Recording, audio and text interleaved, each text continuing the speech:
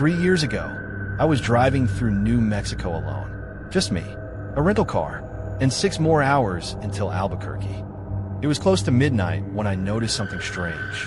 My GPS lost signal. At first, I didn't think much about it. I was in the middle of nowhere. That happens. Then my phone lost signal too. No bars, no internet, nothing. That's when I saw the gas station. An old place sitting beside Route 66. One pump, one building, one flickering sign. The sign read, "Last chance gas." I pulled in. The parking lot was empty. No cars, no trucks, no customers. Just a single light glowing inside. The moment I stepped out of my car, everything felt wrong. The air was completely still. No wind, no insects, no distant traffic, nothing. Just silence. I walked inside. An old man stood behind the counter. He looked at me, then looked at the clock. 11:58 p.m. His expression immediately changed. "You need to leave." I laughed. "Can I at least buy gas first?" The old man didn't smile. "Leave before midnight." Something about the way he said it made me uncomfortable. Then I noticed another customer. Old people, a woman, all standing motionless. She looked terrified, facing the building, like she'd been watching. The woman in the corner started crying. Wouldn't speak. The old man closed his eyes. The old man suddenly walked toward me. My stomach dropped. "Listen carefully." Where are they? His old man's face went almost a whisper. "They only come if midnight for people who see them. Do not look outside." The figures outside moved. I stared at him, just slightly. The clock ticked. Then 11:59. Slowly, the woman in the corner, every one of them started walking toward the gas 11:59 at exactly the same speed. The old emergency lights began flickering. 11:59 and 50 seconds. Something outside then every light in the building. The old man grabbed a shotgun from beneath the counter. 4, 3. The woman started screaming. 2, 1. And that's when I noticed something horrifying. Everything went dark. Every person outside had my face. Hundreds of them, standing in the parking lot, all wearing different clothes, different ages, but all me. One looked 70 years old. One looked like a teenager. One looked exactly like I did right now. And every version of me was smiling. The old man whispered. They found their replacement. The front windows exploded inward. Glass everywhere. The copies rushed inside. The old man opened fire. The woman ran. I ran with her. Out the back door. Into the desert. We ran for what felt like hours. Eventually, we found a highway patrol officer. We told him everything. The gas station, the people, the copies, everything. The officer looked confused, then concerned. Then he asked one question. "What gas station?" We pointed behind us. There was nothing there. No building, no lights, no pumps, just empty desert. The woman and I spent the next several hours giving statements. Nobody believed us. Eventually, we went our separate ways. I never saw her again, until 6 months later. I received a package. No return address. Inside was a photograph. A picture of the gas station. Taken at night. And every year, on the anniversary of that trip, I receive another photo. Each one taken 1 year further into the future. The latest one arrived last week. In the picture, I'm standing beside a grave, reading a headstone. My own headstone. I travel for work a lot. Airports, hotels, rental cars.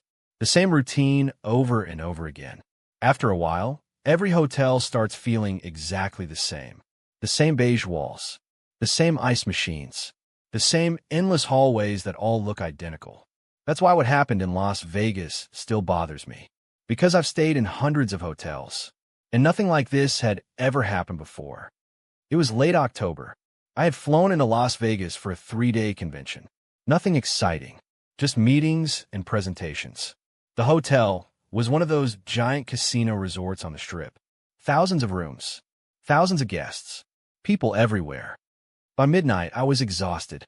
I grabbed a bottle of water from the lobby gift shop and headed upstairs. Room 2319, 23rd floor. The hallway was quiet, almost unnaturally quiet. I remember noticing that immediately. because downstairs the casino was packed. Music, crowds, Schwiltmaschines. Yet up here, nothing, just silence. I watched TV for an hour, answered a few emails, then eventually fell asleep. At exactly 3:07 a.m., I woke up. At first I didn't know why. Then I heard it, a little girl laughing. The sound echoed, then something rolled across the carpet. A small red ball. It emerged from around the corner, slowly, rolling directly toward me. The hallway was perfectly level. The ball shouldn't have been moving.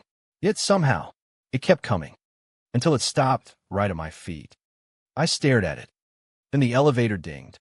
The sound echoed down the hallway. I looked up. The elevator doors opened, and standing inside was a little girl, maybe 7 years old. Dark hair, white dress, bare feet. She wasn't moving, not even blinking, just staring. Then she smiled. "Did you find my mommy?" The words sent a chill through me. I stepped backward immediately. The elevator doors closed, and she was gone. I slammed my room door shut, locked it, engaged the deadbolt, and shoved a chair underneath the handle. My hands were shaking now. I kept telling myself there had to be an explanation. A prank, a dream, exhaustion, anything. Then my hotel phone rang. I nearly jumped out of my skin. The caller ID read, "Front desk." I answered. The woman on the line sounded terrified. Not concerned. Terrified. "Sir." The room phone lost power. The lights flickered once, twice. Then everything went dark. For several seconds, I sat in complete darkness. Then I heard something outside. A little girl's voice, right outside my door. "Mommy found me." Followed by another voice. A woman's voice. Low, calm, almost affectionate. "Now find another one." The hallway erupted with laughter.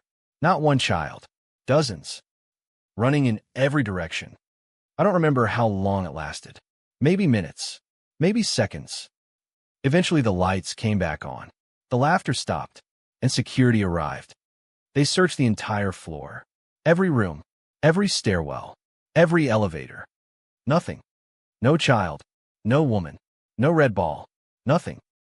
The next morning I checked out early. Before leaving, I asked the manager if anything unusual had ever happened on the 23rd floor. His face changed immediately. He asked for my room number. 2319. He stared at me, then quietly said. The manager swallowed hard. "Room 2319 doesn't exist." I laughed, thought he was joking. Then he showed me the building plans. The hallway jumps from 2317 to 2321. There has never been a room 2319. Not in the history of the hotel. I left immediately. But here's the part that still keeps me awake. When I got home, I unpacked my suitcase. And at the very bottom, under my clothes, was a small red ball with a note attached. 3 words. "Thanks for opening."